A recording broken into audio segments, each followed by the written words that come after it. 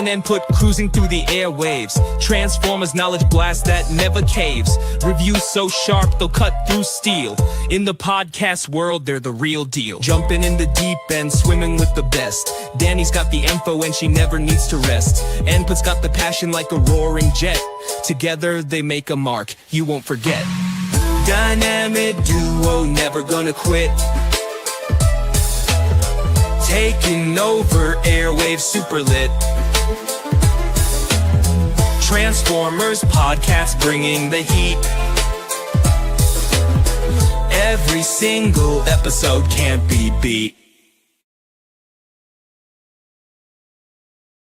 That's true. It can't be beat. Welcome back to the State of the Transformers fandom. I'm Danny Dolphin with Mr. N Dash to the Put, and today we're asking the hard-ass questions. Who's really buying Hasbro toys, kids or collectors? Well, first of all, I would like to welcome everybody back to the State of the Transformers fandom podcast. I don't know what Danny is talking about. I don't know what show she's on over there, but she's on something. I don't know what she's talking. She's a whole different show, a whole different channel. I don't know what's going on. So, Blondes, man. I wish they could get their heads together. Introduce yourself, my friend. But she is right. She's mobbing with me, the N-PUT. And if you guys don't know, her name is spelt with two giant D's. That's right. Danny Double D's in the house, man. I want to say welcome to everybody who's watching and listening and participating in chat. And even if you're not participating in chat, welcome and thanks for all watching. that good, awesome, crazy stuff. So, who's really buying Hasbro toys? I guess I could kind of start this off a little bit, because the short answer is it's a bit of a rhetorical question. The kids are still buying toys, but for Hasbro's line, the backbone is collectors now, right? So, so it's it is what it is at this point. I guess there's lots of things that come into play, right? Like price points and complexities, marketing focus, kids shift to digital, collector driven sales and all that. So we can deep dive into some of those topics for sure. But what really rings your bell when you hear that? So I've always kind of taken the approach of the whole digital thing when it comes to toy sales.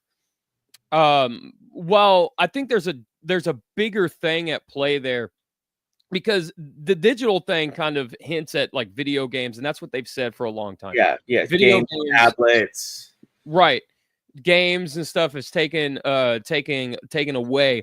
But if you go back several decades now into the 80s, the NES was a very large system, and even into the 90s, Super Nintendo, Sega Genesis, and everything else. Video games were a huge part of pop culture then as well. But we still had things that we were able to grow up with in terms of cartoons that got action figures and stuff that we could get excited about. I think somewhere along the lines, toy companies just got really lazy with the support for these action figure lines. You don't see G.I. Joe cartoons really that much anymore. The Transformers cartoons are meh at best. But then they also have this weird thing where the cartoons are aimed at kids, but 90% of the toys that they produce are aimed at some sort of collector market, quote unquote collector market. And so that sends a bunch of mixed signals and stuff as well, right? Yeah, and I'd also say, Rachel says, disagree with the buying toys, but no, I'd say it's not. Yeah, if you're looking in the toy aisle for kids buying toys, there's not kids. Kids are still buying lots of toys, though. I see it all the time, especially at GameStop. But it's all mystery box crap. It was LOLs. It's not the action figure aisle, the toy stuff, like Walmart action figure aisle. That's not for kids. That's for adults, right? But I'm just saying, you still see kids buying lots, especially younger, you know what I mean? Lots of knick-knack type stuff, mystery boxes they're addicted to. I'd see that all the time when I worked at GameStop, And it has shrunk from the 80s to the 2000s, obviously. But yeah, collector aisle, the Toys R Us's, the Targets, or the the toys are, you know, $25-$40 American. Yeah, that's not for the kids. No one's buying their kid a $50 $80 $100 Galvatron in Canada, you know. Yeah, and that's a whole nother thing with it, is that, you know, you get price point in there, and what kid will go down the toy aisle and say, "Oh wow, this $50 action figure looks Yeah, amazing," right? Like, yeah, um, it just doesn't work that way. And this that's and this not for kids. Yeah. Yeah, and then the sad thing is too, you know, Hasbro Oh, and Mattel and like the big toy companies, they still do children's figure lines, you know, 5 points of yeah. articulation. They have gimmicks, you know, water squirting backpacks and stuff like that. You know, just a few years ago, Hasbro brought back the old Spider-Man was a web water line, or web war, Yeah. whatever, right, for kids. And it was very similar to what I had grown up with, you know, water jetpacks and you know, different designs for different characters and stuff like that, right? Mhm. No marketing behind it. Oh God, no. None whatsoever. And the problem that you're gonna face is that a lot of these things like LOLs and whatever else, they market towards children on social media. And so these kids will go in and that's what they want. But the other thing too that a lot of these companies are fighting is that the perception of cool has shifted, that a lot of for generations, younger people would look at older people, and what older people perceive to be cool, then that would kind of sprinkle down onto the younger generation, right? But Mhm. now They're that's that's not, or starting not to be the case anymore, because these companies like LOLs and whatnot, they're advertising towards children via social media, because yeah. these kids have a screen in their face all the time. And it's fast-paced gambling aspect. It's the quick view type stuff, like TikTok style, like fast information, right? Yeah. Yeah, yeah, Yeah. yeah. Yeah, so it's intense how they market that. And like I said, I saw so many kids addicted to stuff like that. The blind boxes when I worked at there, have fits in stores over it and all that, right? So, yeah, it can be crazy. And also like collector driven sales, like Hasbro relies heavily on pre-orders, online drops, fan targeted events, right? Collector driven hype, secondary market, long-term profitability, stuff like that, that kids are like, you know, they're just looking for a random figure. They're not part of that. And, you know, Hasbro takes that into accountability, like all the stuff, like from all the collectors that they put out that has nothing to do with like what kids are into, right? They're Yeah. just going off of seeing what people are reselling or what people want. And, you know, it just, kids are kind of left down. And they're not part of that as they were before, right? The buying power isn't just from the parents. It's like the collectors are just taking over, you know? Yeah, and the sad thing is too is that what we're going to see, like, this is it. I've said this for a while now, that this is it. GI Joe, Transformers, He-Man.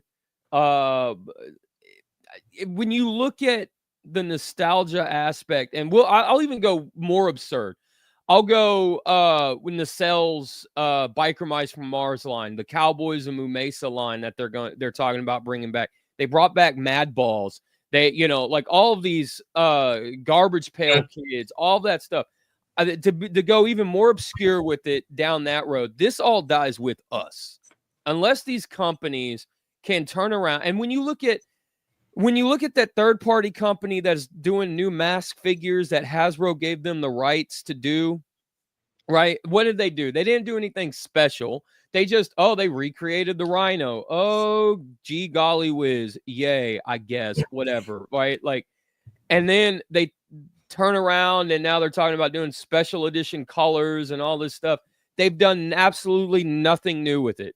When we die, it dies with us. This is it. Unless these companies actually do something to strengthen their brands for the next generation, to get excited for, get hyped for, whatever the case may be, they're not going to have this nostalgia to drive their sales into the future. They're driving it into the ground. They're doing like this short-term gain over a long-term gain thing. Yeah, and And it's toys too, like because kids aren't gonna like. Yeah, you think these kids don't care about toys? Think about when these kids are 40 and their kids is kids or whatever. Like, it's gonna be even more of a disconnect. Yeah, the brands, like they said, they might be there and they might go more digital. The toy might be completely digital, virtual reality toy, something like that, of lines to keep the brand there. But the actual old school physical toy, like it will shrink over time, especially like Rachel's in the next 40 years. Like even with the Bay formers, that'll be old eventually. You'll just see it drop and drop and drop, and they've seen the massive drop, like I said, from the 80s to the early 2000s, mid 2000s, right? yeah, yeah. And that's the thing. It's like I'm not seeing anything that these companies are doing that in 20 years is going to be a nostalgia thing. Because when you look at when you look at everything that's nostalgia based, I guess now, like everything is so 80s, 90s, and early thousands. And what's really fascinating about that is if you lived through the early thousands was nostalgia bait for the 80s anyway, right? So Mhm. that's when a lot of the stuff started to get rehashed and everything else. So, I'll say when people come in the store, and we can move on after this, but I'll just end it with this. Uh, um, I'll see some Gen Z kids come in to the store, and they go to the Marvel Legends section of the store. They don't look at really the Toy Biz stuff because that's kind of my era Marvel Legends, right? The older Toy Biz stuff. They go straight for the when Hasbro brought it back in like 2013, 2012, whatever it was. That is their Marvel Legends. And at this point, they're not like, they're not 5, 10, years old anymore. They're like 25 at Mhm. top, right? So that's their nostalgia and everything. And like what exactly happens after that? You know? They're not they're nostalgic for that line, but I also feel like they're nostalgic for those characters as well. So if Hasbro ever lost the license, then they're going to go move on with whoever else has that license. If that makes sense, Mhm. right? Where somebody like us, like I said, we're nostalgic for GI Joe, Transformers, or He-Man, or Ninja Turtles, or whatever, you know? Yeah. Yeah, and it also has stuff to do with like retail options, like what they don't, stores are clogged with peg warmers. They don't actually have like the stuff people are looking for. Because I remember like working at GameStop, and I was at asshole EB Games. Like I'd laugh in a parent's face when they asked me, "I'm looking for a Marvel Legends Hulk or regular Spider-Man, like for my kid," and I just laugh, right? Like, the fuck do you want me to do? That's impossible to find. Go buy that for $100 on eBay, right? Like they don't have your normal style figures usually, especially in that line, just on the shelf, right? Especially, and that was like 10 years, 8 years ago in the sense, right? Like, Yeah. so even if kids are interested in some of the stuff, much harder to get. Now Transformers, yeah, I mean, if you're out there, you might not see every line, every wave of every line fully packed, but I mean, you do have a chance to go there and get it a little bit. Like I know Raz was sharing like lots of his figures with his kids, and parents that are really into this stuff, obviously YouTube creators and stuff that really get their kids into figures and like really get their kids into collecting, which is cool if it stays with them, right? That's neat, another way to pass it down, but that's only a small market, but it's still cool to see, right? The parents have passion for the stuff and pass it down, right? Well, they pass it down, but you really have to, you can't look at the effectiveness of No. that until the child's older. Yeah. When the child is like 25, 30, 40 even, is he going to be nostalgic in that same vein for Transformers the way that the parents were, right?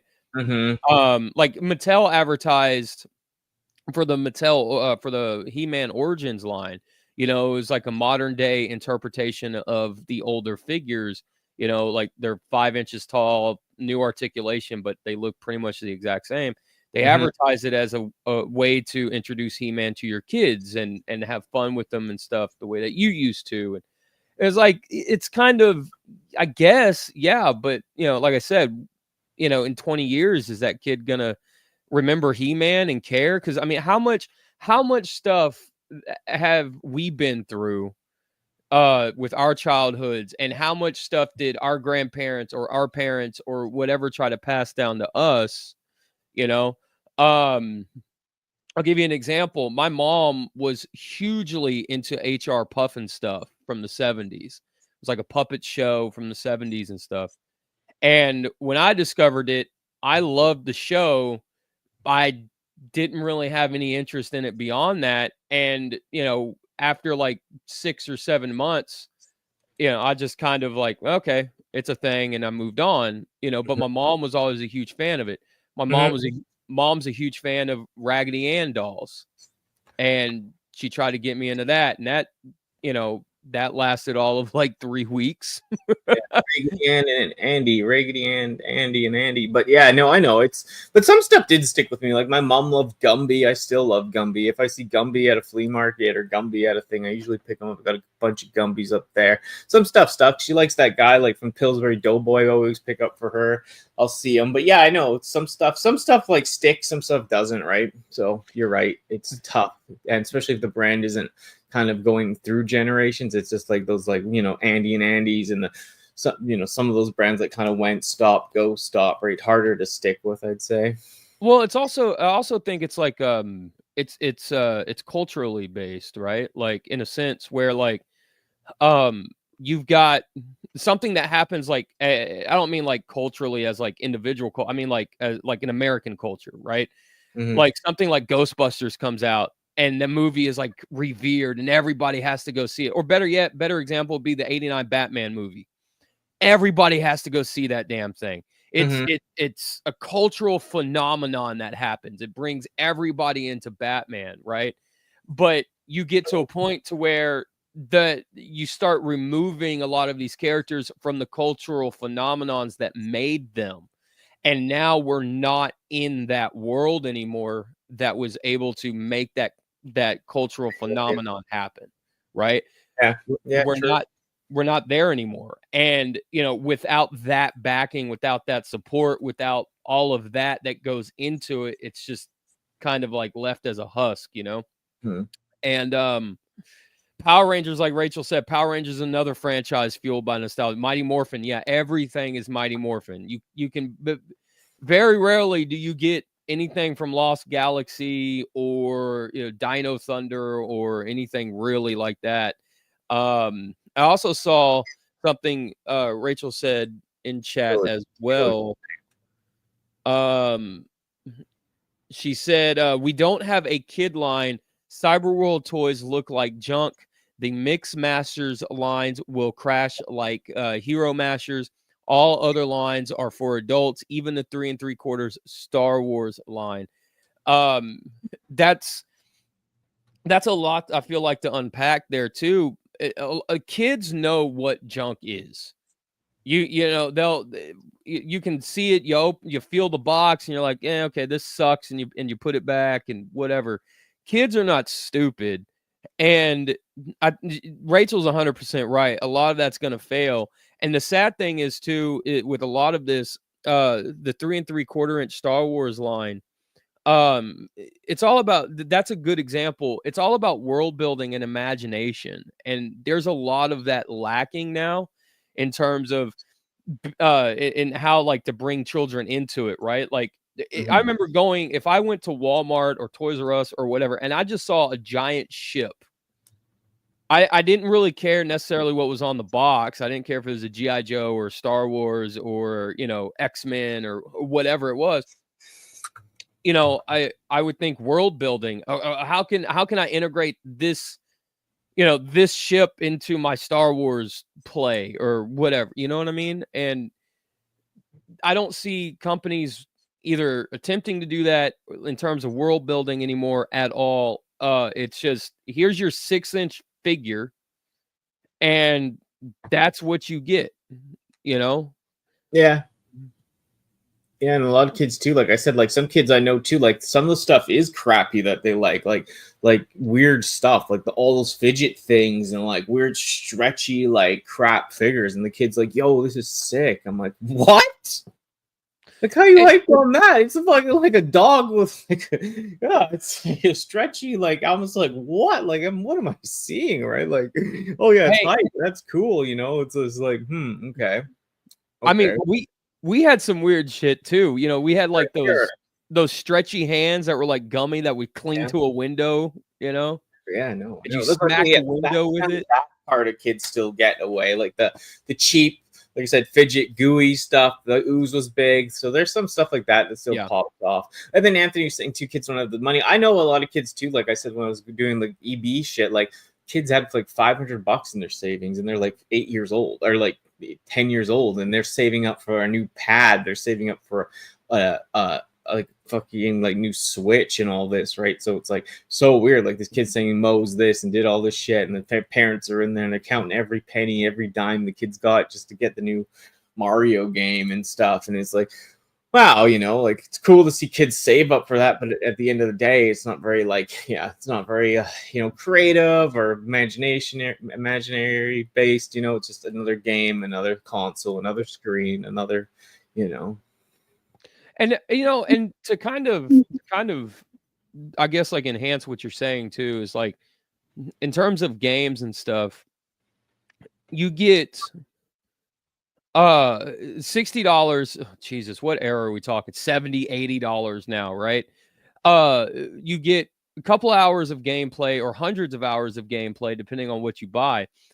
But you also, back in the day, the game price at 50 or $60 were not in direct competition with toy pricing. You have to look at a toy now and go, okay, do I want this Megatron for almost $60, or do I want the new Mario game for almost $60 or it's like almost $70, right? dollars in Canada now, but yeah. So, but back in the day, you could go in and be like, okay, I think I'm going to grab Devil May Cry 3 for 50, and then I'm going to grab this Marvel Legends for 8, and then there's $60 there, and then you could still go, I don't know, to Subway, get a $5 foot long, and then boom, there's your lunch or dinner or whatever, and that was it. The all these companies now are competing for one thing out of your wallet. Yeah. They're not happy taking, fractions. They want the entire number. You know what I mean? Very true. And in terms of, and also while we're, to rewind just a little bit, all of these parents, I feel like, will buy their kid whatever it is, no matter what the cost is. We see parents buy PS5s for kids when they first launch with a couple of games and controllers and all this stuff. They can't buy an action figure for little Johnny if they can't find it. Right?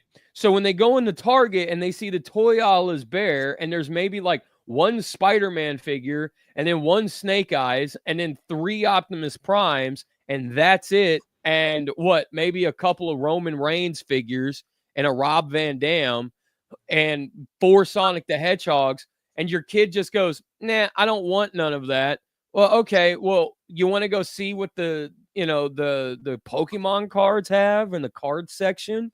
If they put every last one of the lines in full capacity, the way they used to do at Toys R Us, and drop their prices, I don't think that any of this would really be a problem, and just went back to focusing, not necessarily focusing on all kids, because there is now a collector market that is very much tapped into, Oh yeah. But to just put it all out there and let everybody get everything and what they want. Yeah, different variety, but I'd rather see less of that crappy kid stuff, just more focused on the good stuff, and then maybe it's a small, like, better kids line if they had to do it, kind of thing, right? Just keep it very small, but actually have better quality. That'd be okay, right? Just have something the kids could pick up, that's kind of related to that might get them into the collector stuff eventually, right? Right. So yeah, it's tough. It's a weird time. Like I said, like maybe things will change. Like all this stuff with you know, trying to get kids off phones more and stuff. Maybe in the long run, like I'd be for it, you know, because like the way I see people, just especially like, you know, under 18 just staring at the screens and the phones all day, it's very eerie. Well, not only is it eerie, let me do a public service announcement real quick. If you are walking across the street, don't look down at your phone. Okay, seriously. Like, I don't care if the stoplight is red or whatever. There's a stop sign. For fuck's sake. Do me a Sidewalk. favor. There's a pedestrian sidewalk. I should look down at my phone. Yeah, like, dude, every time I go through a school section and and all high schools are let out, they just start crossing the street and they got their face down in their phone, and I'm just sitting here like, okay, seriously, if you get creamed by an 18-wheeler, like, come on, man, so unavoidable, you know? Hey, man. Yeah, I know. It's crazy, man. Like I said, it's all it is. We'll see in years to come, and like, you know, what holds out. And yeah, like I said, I see a lot of people dumping their collections too right now, actually, because I'm always in the market looking at buying stuff and seeing who's selling what. And yeah, the one guy I go see in Vancouver, Langley area, not Toy Traders, but another guy that has his own personal shop. He's not even buying stuff because we were going to sell him some stuff, and he said he can't even take anymore. He's got people, and this was good stuff. This was like all vintage He-Man shit, like Scare Glows complete, all this, and the guy didn't even want to look at it because he's just bought like thousands and thousands of dollars, probably even $10,000s of dollars of collectibles, like people dumping like mint collections, boxed everything. I think a lot of people, because I've been seeing the same stuff too. I think a lot of people now either want I think it's a lot of leftover stuff from COVID, because I think a lot of people started dumping their collections. They didn't have anything to do during the pandemic. They started collecting and everything else. And there have been people who have stayed with it. And then there have been people who, you know, just wasted all this money or whatever. Or it was fun while it lasted, and then they just start dumping, right? Mm-hmm. I think that's what we're seeing. I think we're seeing a lot of leftover pandemic dumps here. No, yeah, it is. Yeah, it definitely is. It is. And even what Rachel said, you know, it's weird though, just the mindset. Because my family used to buy me like Super Nintendo and like give me like $200, rent me 100 games. I'd have all this stuff at Access, like excess video games, excess movies, even computer time, all this stuff at hand. And I would choose to take, me and my friend would choose to, we'd play video games for maybe an hour. Then we would choose to pick up our toys and go play outside for like 5 hours, you know?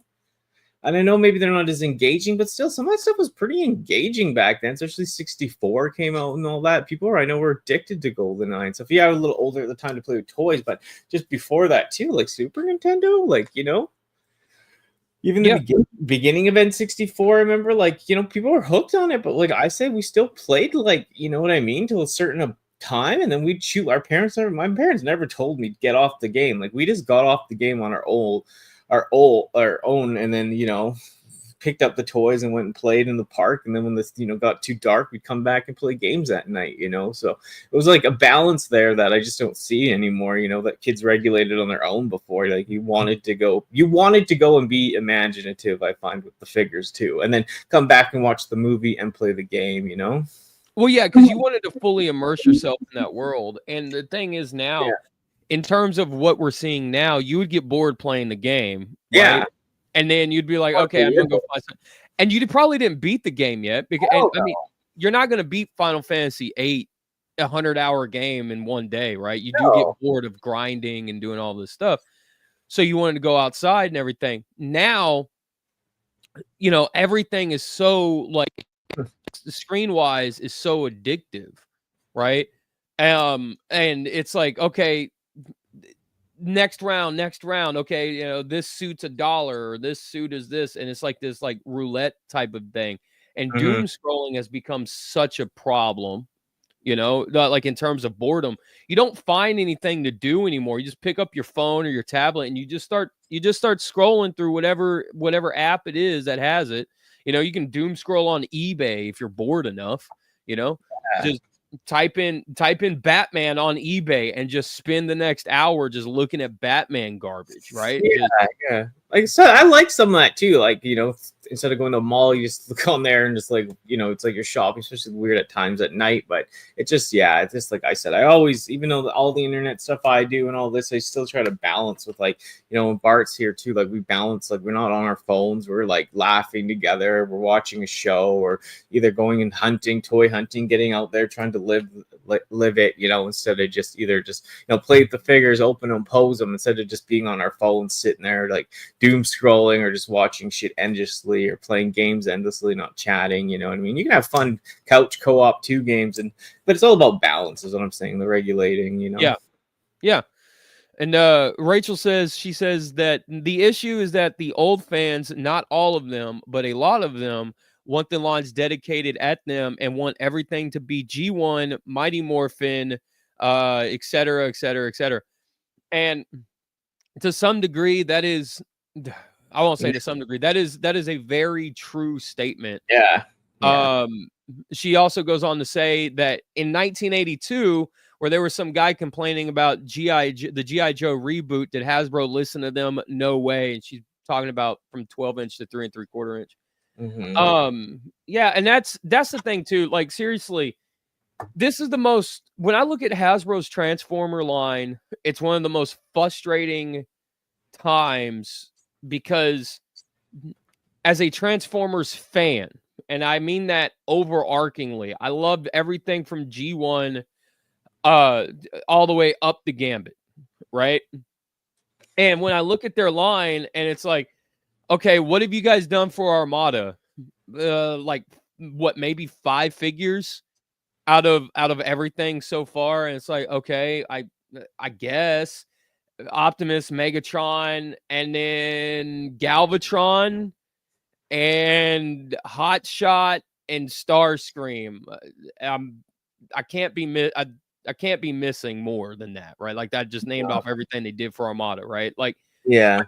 And then you go into Cybertron. It's like, well, what have you done for Cybertron? What have you guys, the Bayformer fans, like the diehard Studio Series Bayverse fans, do not have a complete set of Dinobots, but the 86 crowd does.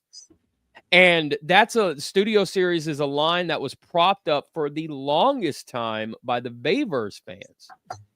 And then Hasbro got a design team that was G1ers and have really, I don't want to say ruined that line, but I almost feel like they have forced out to some degree a good chunk of the Bayverse fans, because what are they doing? They're doing a Grimlock. Okay. Another one, I guess. Okay. It's all the same stuff. It's the same thing. It's the same thing. It's the same thing over and over again. But when you start getting into asking the questions of, Voice slice. Animated has had, what, 4 or 5 figures for it again, But it's all the same thing. It's all tiring. It's all the, G.I. Joe Classified should be its own thing, and in some regard it is, but why not do like G.I. Joe Renegades? Throw some of those designs in there, and just have like the classified aesthetic, don't do like the weird angled designs, but in terms of costumes, right? Just throw that in there so the line all fits together and everything, Yeah, it's just and like I said, it's classified, whole different topic, but it's just, they're doing too many slaughters. They just got to do, even the characters, they're regular characters that they're missing, they should be focusing on. So yeah, it's all, it comes down to a lot, it's just a fun discussion we were getting at today. It's cool just to cover this and see everyone's reaction in chat. This, like I said, we're not to represent the whole fandom, we're just 2 individuals, but every individual makes up the fandom. So we're here just to have a conversation without getting mad at each other, or mad in general, or mad at the chat. We're just here relaxing and sharing our points of views, right? Bringing this stuff up, right? So yeah, absolutely. And I feel like one of the very few podcast, video casts, whatever, that will bring a lot of this stuff up. Missed everything, Bill. Yeah, and like I said, and I love the chat. Thank you for everyone for hanging out as always. But yeah, I know, like the only people that will just bring up stuff level-headedly, and like we both of us, we have totally different opinions on some things sometimes, but we get along all the time, right? And it doesn't offend us. We're just here to share and like maybe even like open each other's mind, open people's chat's mind. People in the chat can change our mind. It's all supposed to work together, And I just bugging you, Bill, but yeah, you did miss everything. I love you, Bill. Watch the Ninja Bill got Ninja Build. Yeah, watch the rerun, Bill. But yeah, I mean, I'll say this. I may not be here for a long time, but I'm here for a good time. And if I go to somebody else's house and growing up or whatever, and they had whatever Cowboys of Moo Mesa, and and I didn't know about it. Okay, what is this? What is this? Let's go. And then you tell me about it, and okay, yeah, let's play. Let's make this world happen. Same thing with games. I don't like Halo, but man, goddamn, dude, if I go over to your house and all you got's an Xbox with Halo 2, we about to shoot it up. Oh, yeah. What? Yeah. Yeah, no, it's great. Yeah, thanks for joining us, everybody. Yeah, if you have anything else to say, you want to share, I'm not sure what we're doing next week, but lots of stuff planned for upcoming episodes. So yeah, so what do we got next week, Danny? We got an episode coming up. Sure. I had the other stuff we had booked was all for actual theme stuff so far. So if there's nothing super big, I don't know, like some good news or something. I mean, we'll just have another random topic probably, but nothing planned in the pipeline yet. Okay, well, I guess they kind of know how it works. You guys will know when we know, and we'll know by next week. So we'll Right? I'll put it up earlier if I can. And yeah, like I said, no one really does it. But if you do have any suggestions, leave them in inputs, comments, leave them in my comments.